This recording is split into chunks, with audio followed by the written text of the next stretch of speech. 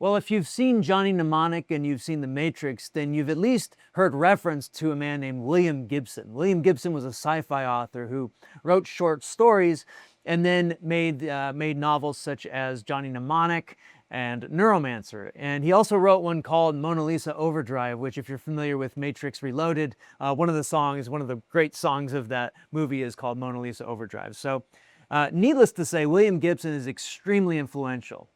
And he has a compilation of short stories that he put out. I don't have the copy anymore, I gave it away. But I wanted to review the short stories because I think he's a very interesting character, and there are some very fascinating insights into futurism that one could derive from his work. So the version I had was the HarperCollins 2003 edition.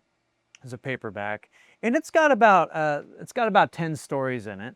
Most of them are written by him. Some of them are co-authored by other sci-fi authors. And I found generally that William Gibson's work, when he's collaborating with another author, is very good. When it's just Gibson writing, I find it to be a little bit of a mess. I'm sure his longer form stuff is much better, but in the short form, it's very sort of stream of consciousness. It's a little bit more beatnik. And yes, there's a lot of sci-fi in it, but probably not quite the kind of sci-fi, at least not the kind that I was expecting. And so to start it off, there's a note in here at the beginning where, it notes that Gibson read a lot of sci-fi in the 50s and 60s. And authors like Isaac Asimov, and I reviewed his Foundation series earlier, he didn't really do a good job of predicting the future so well. And so Gibson wanted to follow the authors who did predict the future, in his opinion, better than people like Asimov, like Alfred Bester, Fritz Leiber. I'm reading these because I don't know these names. Fritz Leiber and Robert Sheckley. I don't know these guys. I'm excited to read them now. And what's interesting about Gibson is that he's trying to predict the future in a realistic way. And yet all of his stories have these crazy kind of neural implants and surgeries that everybody has that, well, now that we're here, we don't really have any of that stuff except for the neural link, which maybe we'll get to that. But in general, though, it's not the fad, right? Not so much as what he was kind of anticipating. And I'm not really sure he was anticipating it. I think it might have been some other reason that he put these things in. So the first story that he starts off with is Johnny Mnemonic. It's a movie that's, there's a movie version of this in 1995 with Keanu Reeves, and Takeshi Kitano's in it too. It's not a great movie. It's kind of that awkward mid-90s sci-fi film where nobody quite knew where technology was going. The internet was new, and so everybody thought, oh yeah, you're just going to have, well, at least Gibson predicts that we're going to have a hard drive in our brain and we're going to store data in there, right? And so Johnny is this sort of data storage system where he hides encrypted information in his brain, or he transports it for the Yakuza, and the Yakuza want it back now. And it's very, this is one of the better written ones that he did. But again, it's very body horror. Everybody has these weird implants. And it kind of gets again into the stream of consciousness when they're going and getting chased by this interesting Yakuza character who's got the thumb wire. Overall, though, I just felt like it was a little bit too short for a short story, which is why it was made into a novel, right? Kind of opens up an interesting world of opportunities. The next story was called The Gernsback Continuum, and this one was really interesting because there's this interesting quote, page 27. It's about a photographer who's commissioned to go and photograph he's supposed to photograph the 80s that never was. That's what he's supposed to go and do. And what his boss or his contractor says what the public wanted was the future.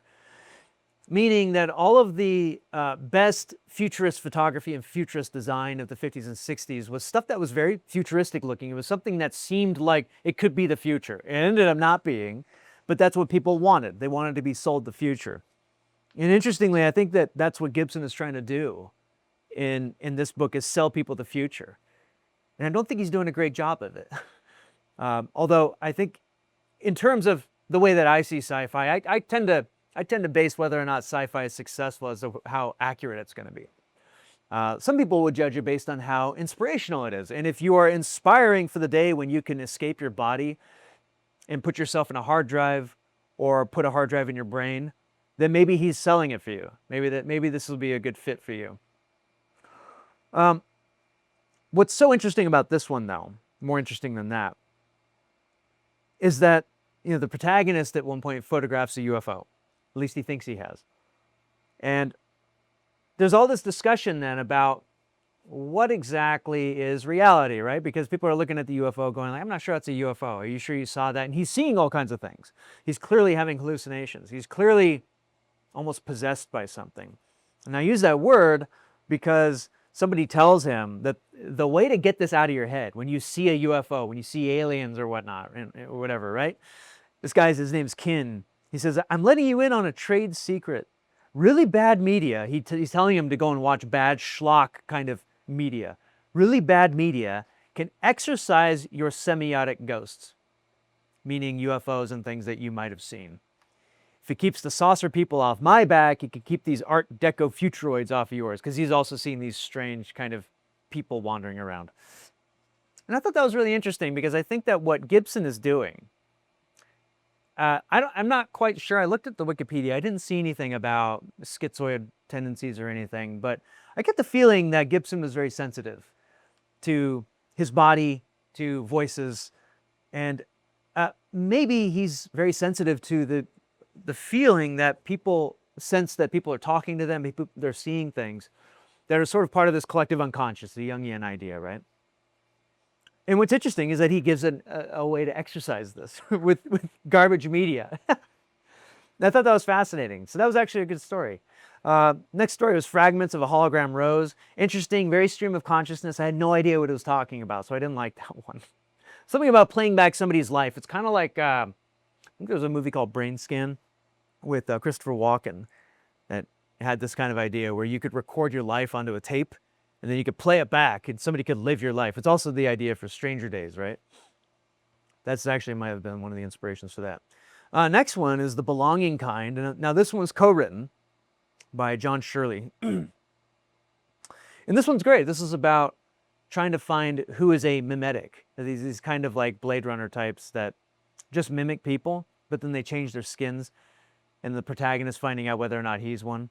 It's very good, and I think it's good because it was co-written, because it's much more clearly written than the other ones. Again, it's less stream of consciousness. I have a feeling that Gibson would tend to co-write with people who were maybe a little bit more grounded, and that was a nice middle ground.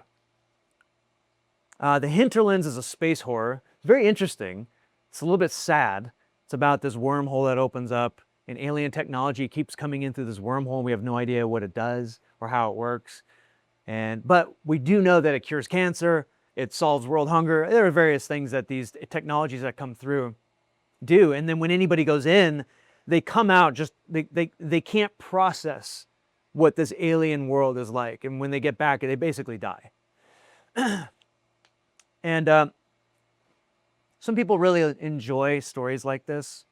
Again, this is not my cup of tea, because we seem to have, and again, this actually goes into a debate that people have as to the origin of technology, right? Like, a lot of people think that the pyramids, there's no way humans could have come up with pyramids.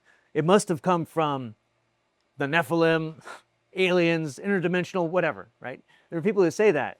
And it's a little bit unfalsifiable. I mean, until we actually know for sure, you can't really quite tell. It's just all I see around me is that, okay, well, if we didn't make the pyramids, then the stuff we do make right now is pretty incredible. But that's just me. I tend not to enjoy stories that are I call them Copernican. And what I mean by that is this hypothetical world where humans are now beneath another sentient being, not a god, but a physical being that's like more evolved than they are on some planet or whatever, right? And we're like ants to them, where they just give us things that are great for us, and when we go over there, we just can't understand. It's kind of like Flatland, if you've ever read Flatland. It's about this, I think he's a square, and he lives in a two-dimensional world. It's kind of like on here, right? And if there's something in the way, the square literally has to go around it, right? But then at some point in the book, somebody from the three-dimensional world lifts him up, and everything, and it just doesn't make any sense to him. Although interestingly in that one, that's a more optimistic take, because when he's lifted up into the three-dimensional world, he starts to understand the three-dimensional world, right? Whereas Gibson is anticipating that if we were to be shown, you know, alien technology, we wouldn't be able to, our minds would break, right?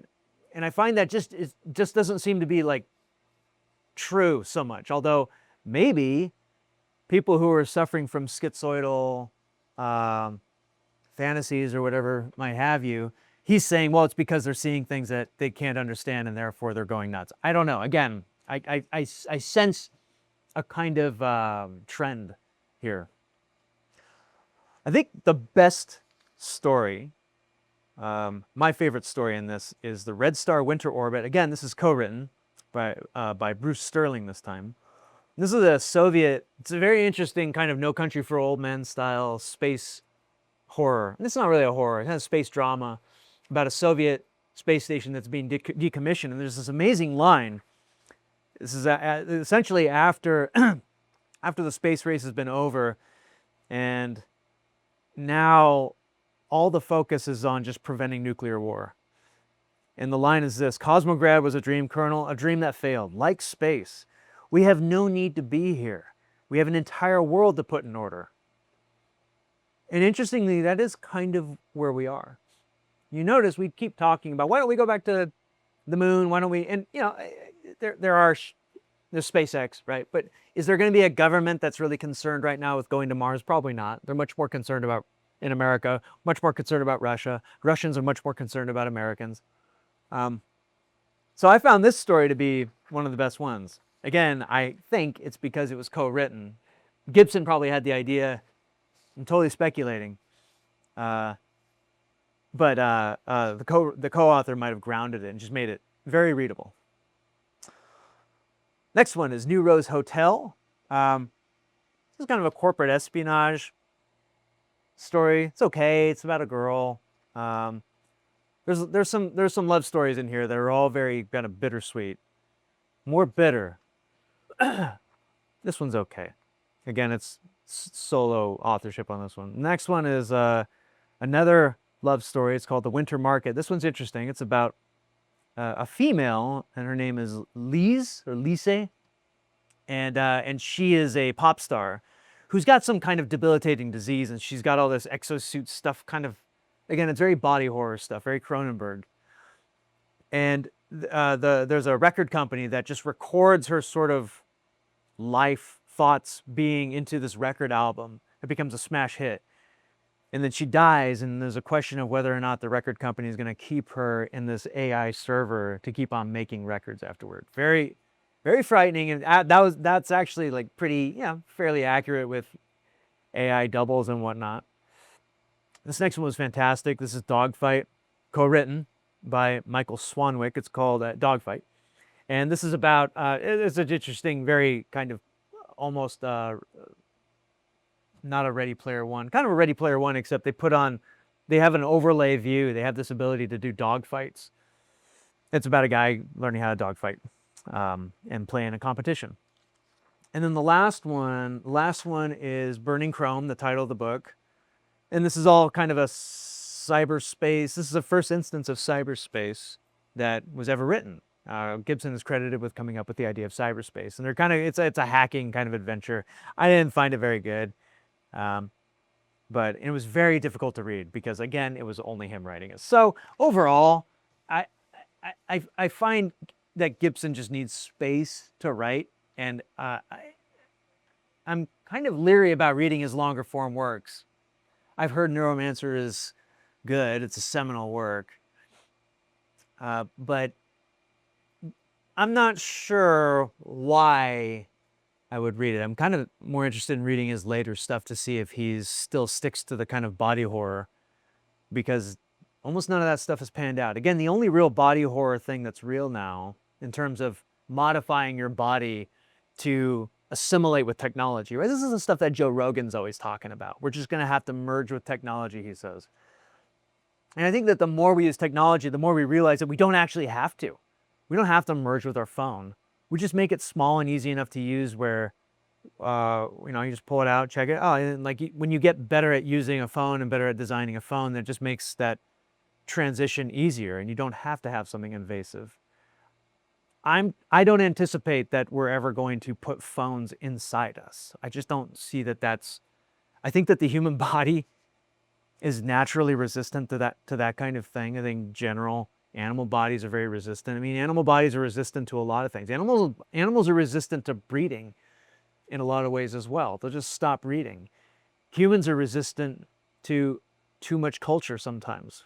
We have a fertility crisis. What's that about? Nobody quite knows. We, as in part of the world, has a fertility crisis. Another part of the world is having a great time. You notice this, the population is still going up. It seems like the people actually complaining about the fertility crisis are complaining about European fertility. I won't get into that. So at any rate, I find Gibson is maybe a little bit too schizoid for my tastes, but maybe you would like him. I would love to know what you all think about Gibson and the idea of having a memory stick in your brain, if that would be a good thing to you. I remember I worked in Silicon Valley from 2008 to 2012. Everybody was talking about that back then. They were all so excited about the day when they could just upload their brain to a computer so that they would be able to have multiple copies of themselves. And that way, when they died, they could just keep on living in a computer.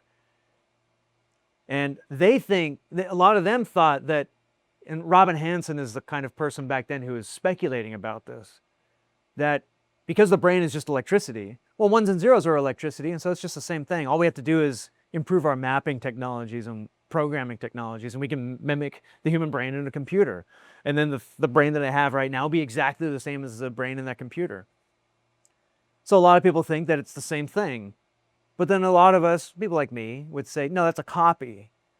That's not you. You don't become that. That's like its own thing that runs off of a switchboard, which is also dependent upon people now. You have made yourself dependent upon people. If that's what you want, then okay. But if that's not what you want, if you want freedom, if you think that the human body might be more resistant to that, and I find that mine is kind of resistant to that kind of thing, that kind of thinking doesn't jive with you. So at any rate, I might give Gibson another shot. Maybe I'll read one novel. If you have a recommendation on what novel I should read, I'd love to know. Because this is very depressing also. The reading is very depressing. All of these are very sad stories. Johnny Mnemonic is the most action movie-like. And some of these are good, but I don't know if I could take more than one novel of it. Compared to something like Snow Crash, which is just this like it's kind of optimistic. It's a very punk rock view of life, which was so much fun. It's very vital. It's a very vital kind of story. But these don't feel vital. That's all I have to say about William Gibson for now, until I read one of his longer books. Thanks.